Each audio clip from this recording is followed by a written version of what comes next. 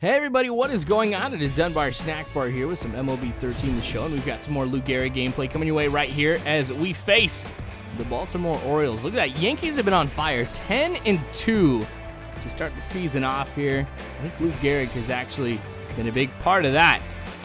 May not necessarily seem like it because he only comes off the bench when needed as a utility player, but the fact that you've got somebody here in this game who is just so solid, can help the team out in just about any position, I think is great. It says a lot. Now, of course, 10-2 is not completely because of Lou Gehrig, but needless to say, I think it's definitely something to mention here as one of the reasons why we're 10-2. We've got some depth.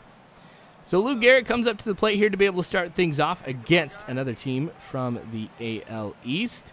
So on the very first pitch of this at-bat, watch that one for strike one. Just way too high.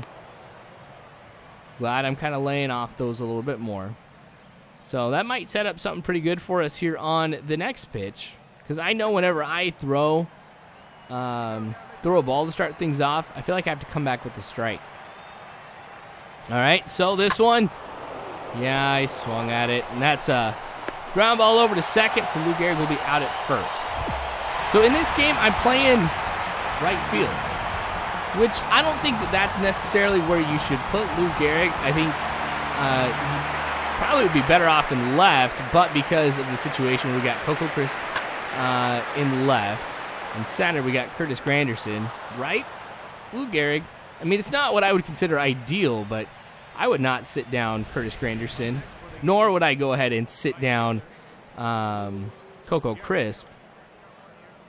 Ichiro's kind of gotten old here in the game and really can't contribute too much anymore. I mean, he still has some speed up at the plate, and he can hit for decent contact, but at the end of the day, Lou Gehrig is a lot better at all of that except the running part. So that one's going to roll into right field, so Lou Gehrig gets on base with a single right here.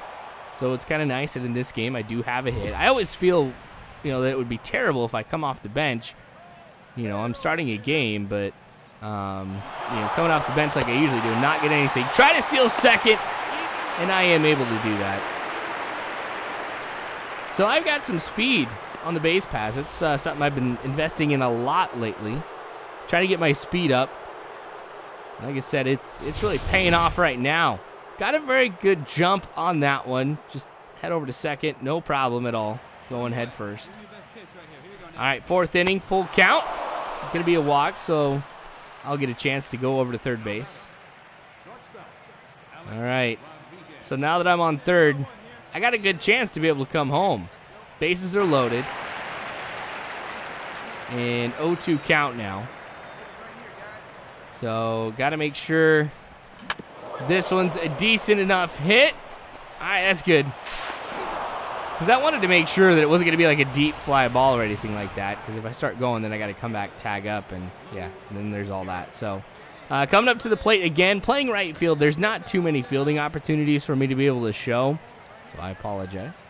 I also want to apologize. I've actually been really bad with the thumbnails lately. I don't know if you guys caught the War Game video that I posted earlier today with the intro that I'm going to be doing here for some of my military games, like if I'm playing Black Ops or any Call of Duty, really. A couple PC games that I have planned, things like that. I just wanted to make sure that I made that. So I'm kind of excited, but that's what a lot of my time that I've been doing with 3D has been invested into. So I'll get back to the thumbnails. I know it's not like a huge deal for you guys, but it is for me. Because a lot of times when it comes to the thumbnails, that's like the first impression of the video for people, as it just sits on the right side. So I'll go ahead and I'll catch up on that here sometime pretty soon. Ah, dang it. Go out, go out, go out, go out. Ah, dang it. Stay in. All right, so Lou Gehrig's going to have to sit down after a pitiful at-bat. But, hey, he's safe at home. So I get an RBI off of that one. Cool. All right, here we are in right field again. 2-0 count, bottom of the fifth. Yankees up 4-0 here over the Orioles, so we've been doing pretty good. All right, so didn't want to go ahead and rush that one. I don't know what I would do if I have to dive for it. There's no way for me to be able to know, I guess, except just, you know, kind of timing it using my instinct. But since I haven't been able to successfully dive for anything yet in the game, neither a ground ball or a fly ball, I don't think I'm ever going to get it. I just kind of wimp out. But, you know, I see the computer make a lot of mistakes with diving and things like that, you know, going for balls that they shouldn't. And it turns into like an extra base hit. That's happened to me a few times. Ah, why did I swing? I started off the game pretty good. Now, not so much.